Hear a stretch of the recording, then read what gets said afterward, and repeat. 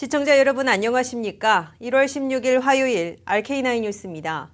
연방정부가 또다시 셧다운 위기를 맞았습니다. 이 데드라인은 19일까지입니다. 앞으로 나흘 남았는데요.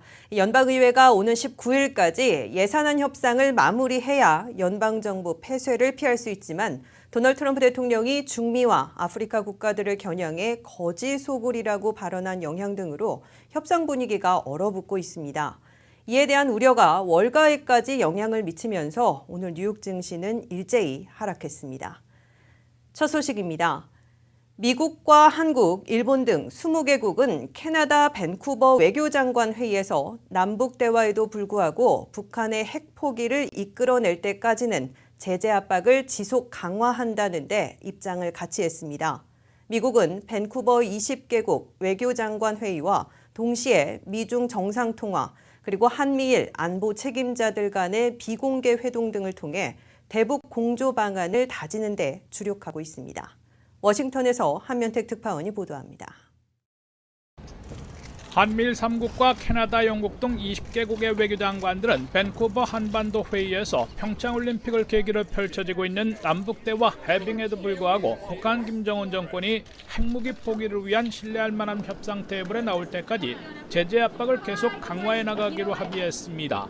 강경화 외교장관은 평창올림픽을 전후로 대북 관여 노력을 강조하면서 비핵화라는 분명한 목표의식을 견지해 나갈 것이라면서 북핵 문제 해결을 위한 노력 없이는 남북관계 지속 가능한 진전도 가능하지 않다고 강조했습니다.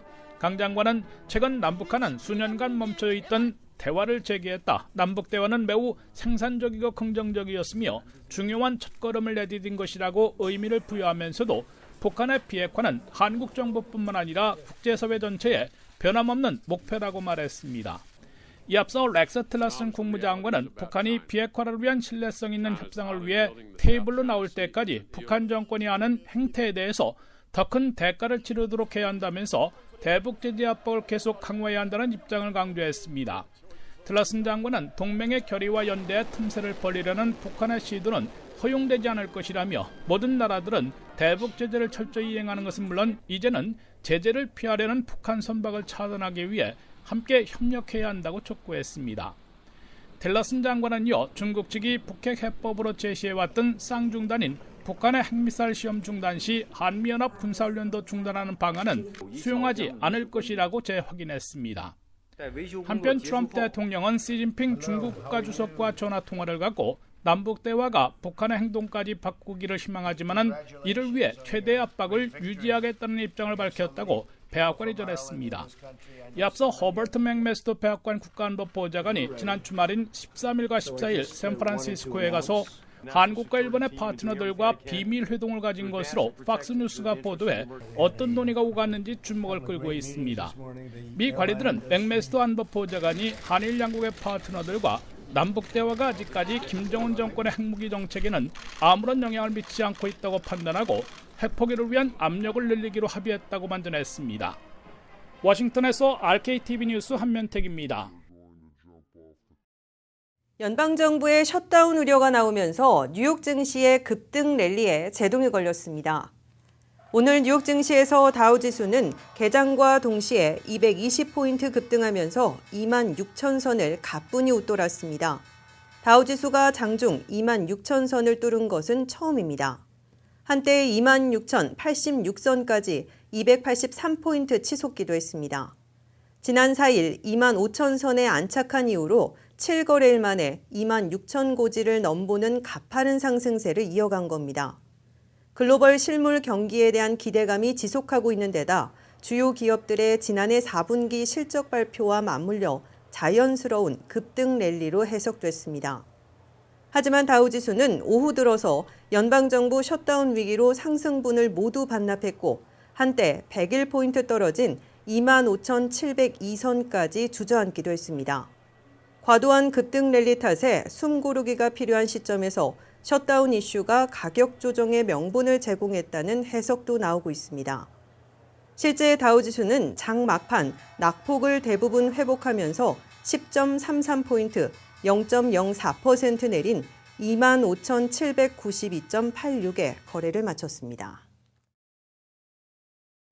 남북 대화가 잇따라 열리고 있지만 미국은 북한에 대한 경계를 늦추지 않고 있습니다.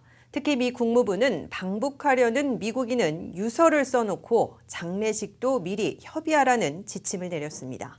보도에 박현경 기자입니다. 미 국무부는 북한 방문을 희망하는 미국인들을 대상으로 사전 유언장 작성 등 최악의 상황에 대비할 것을 주문하는 경고문을 공고했다고 팍스뉴스가 보도했습니다. 미 국무부는 지난 10일 웹사이트에 게재한 공고문에서 체포 위험과 장기간 구금 우려에 대한 심각한 위험이 있는 만큼 북한 여행은 하지 말라고 경고했습니다. 북한은 미 국무부의 지난해 9월 1일자 여행 금지 조치로 4단계 여행 금지 국가로 분류된 가운데 국익과 관련이 있거나 취재, 인도적 지원 목적 등 제한된 경우에 한해 국무부의 별도 허가 절차를 통과해야만 방문할 수 있습니다. 이처럼 특별 허가를 받고 방문하는 경우에도 유서를 미리 작성하라고 미 국무부는 권고했습니다. 미 국무부는 연방정부가 북한과 외교 또는 영사관계를 지니지 않은 만큼 북한을 방문한 미국인에게 비상 서비스를 제공할 수 없다고 못 박았습니다. 국무부는 이에 따라 유서를 미리 작성하는 건 물론 자녀와 애완견 양육, 재산과 소장품, 미술품 등의 자산 처리, 그리고 장례식 계획도 세워놓을 것을 당부했습니다. 연방정부는 미국인 대학생 오토 원비어가 북한에 17개월간 억류돼 있다가 의식 불명 상태로 풀려나 사망하자 지난해 9월 북한을 여행 금지 대상국으로 지정했고 11월에는 테러 지원국 명단에 올렸습니다.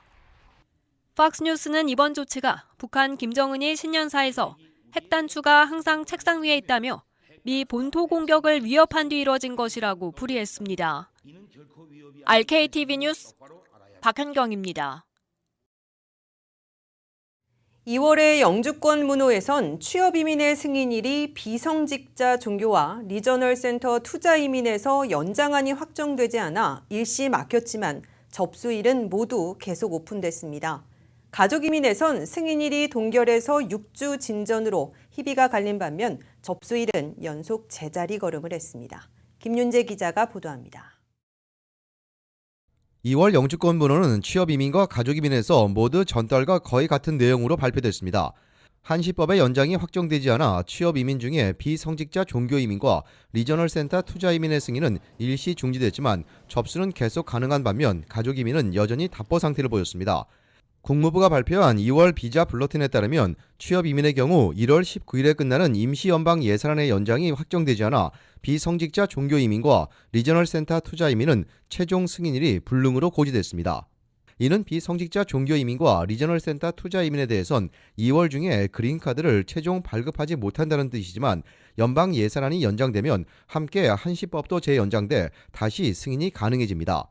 특히 취업이민의 접수 가능일은 2월에도 전 순위에서 5달 연속 오픈돼 비성직자들과 리저널 센터 투자이민 신청자들까지 모두 I-4파로 영주권 신청서를 접수할 수 있게 됐습니다. 하지만 취업이민 신청자 전원은 지난해 10월부터 영주권 인터뷰를 받고 있어 I-4파로 접수 후에도 상당 기간 기다리면서 정해지는 인터뷰일에 이민국 관리와 대면에 질문에 답해야 하는 큰 부담을 겪고 있습니다. 2월에 영주권 문호에서 가족이민은 승인일이 동결 내지 6주 진전으로 희비가 엇갈린 반면에 접수일은 계속 제자리 걸음했습니다. 미 시민권자의 21살 이상 성년 미혼 자녀들이 대상인 가족이민 1순위는 승인일이 2011년 3월 15일에서 동결됐고 접수일도 2012년 1월 1일에서 멈췄습니다. 영주권자의 배우자와 미성년 자녀들이 대상인 가족이민 2A 순위는 승인일이 2016년 3월 1일로 한 달 더 나아간 반면 접수일은 2016년 11월 1일에서 연속 동결됐습니다. 영주권자의 성년 미혼 자녀인 2순위 B는 승인일이 2011년 1월 15일로 가장 많은 6주 진전된 데 비해 접수일은 2011년 9월 1일에서 계속 제자리 걸음했습니다. 시민권자의 기혼 자녀인 3순위는 승인일이 2005년 11월 15일로 5주 진전된 반면 접수일은 2005년 12월 1일로 전달과 같았습니다. 시민권자의 형제자매 초청인 4순위는 승인일이 2004년 7월 22일로 한 달 진전됐지만 접수일은 2004년 11월 15일에서 동결됐습니다. RKTV 뉴스 김윤재입니다. 다음 소식입니다. 13명이나 되는 자녀를 집안에 감금한 채 학대한 비정한 부모가 체포됐습니다. 아이들은 영양실조 상태로 쇠사슬에 묶여 있었습니다. 리버사이드 카운티 셰리프국에 따르면 어제 백블락 뮤어우즈 로드에 위치한 주택에서 자녀 13명을 집안에 감금한 채 학대한 부모가 경찰에 체포됐습니다. 감금 사실은 13명의 남매 가운데 한 명인 17살짜리 소녀가 집을 탈출해 경찰에 신고하면서 드러났습니다. 출동한 경찰이 집안을 수색해 감금돼 있던 나머지 12명이 발견됐습니다. 경찰은 발견 당시 아이들은 매우 지저분하고 역겨운 냄새가 나는 집안에서 침대에 쇠사슬로 묶여 있었으며 영양실조 상태였다고 밝혔습니다. 신고한 17살짜리 소녀도 너무 쇠약해 10살 정도로밖에 보이지 않았다고 설명했습니다. 특히 자녀들의 나이는 2살에서 29살까지로 13명 가운데 7명이 18살 이상의 성인인 것으로 드러났습니다. 하지만 왜 어린아이도 아닌 성인 자녀들조차 저항하지 못하고 감금돼 있을 수밖에 없었는지는 알려지지 않았습니다. 구조된 자녀들은 모두 치료를 위해 병원으로 옮겨진 상태입니다. RK9 뉴스 잠시 후에 계속됩니다.